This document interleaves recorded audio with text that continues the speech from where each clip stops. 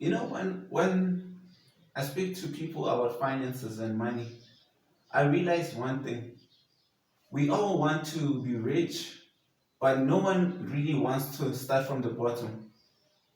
Guess how the concept truly got, how I truly understood how people think is that people look at the top of the mountain and don't really want to think about the process of getting to the top.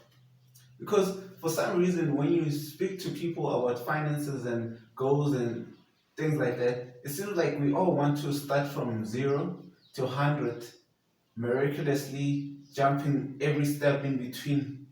We want to be like Mike Tyson, but we don't want to go to the gym not even once. Basically, we want to be the best programmers, but we never really want to start learning how computers work or even how to start with a simple code.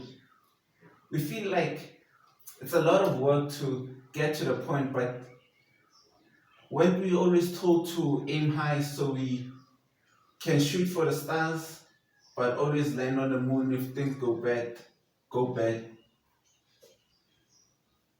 Guess that's the problem with how we've been raised. We've always been told to aim really high. But what I realized with me is when I aim high, I always feel like the process is going to take a lot from me. And sometimes I feel like even if I do work my ass out off, there's a good chance that I might not achieve my goal. But then those goals that I simply told myself were not so difficult, I managed to deconstruct them into simpler steps.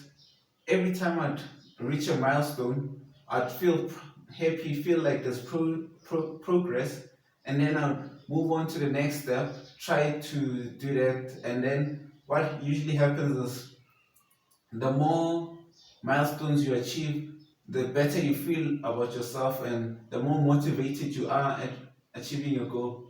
What most people don't realize is that when you're trying to move from 0 to 100, you essentially have to do one important step, and that's move to one. Because we don't realize how difficult it is to actually start, because you get professional athletes who tell you that running is easy. Starting, that's the difficult part. As it is with starting a diet, because once you actually end the diet, it's easier to maintain your motivation. But before you actually start the diet, it always feels like something you should do tomorrow. We're always procrastinating with tomorrow, hoping that tomorrow does not come in a sense. But we say we want to achieve that thing, but the way we thinking of it is what always makes sure that we don't actually achieve it. It's like how one friend of mine said that if you want to start something, before you think twice, do it. Oh, that's actually a rule about chasing girls. In the first 3 seconds, if you want to speak to a chick, count from one, two, and at three, speak to her. Otherwise, your mind will start to tell you why you cannot do things.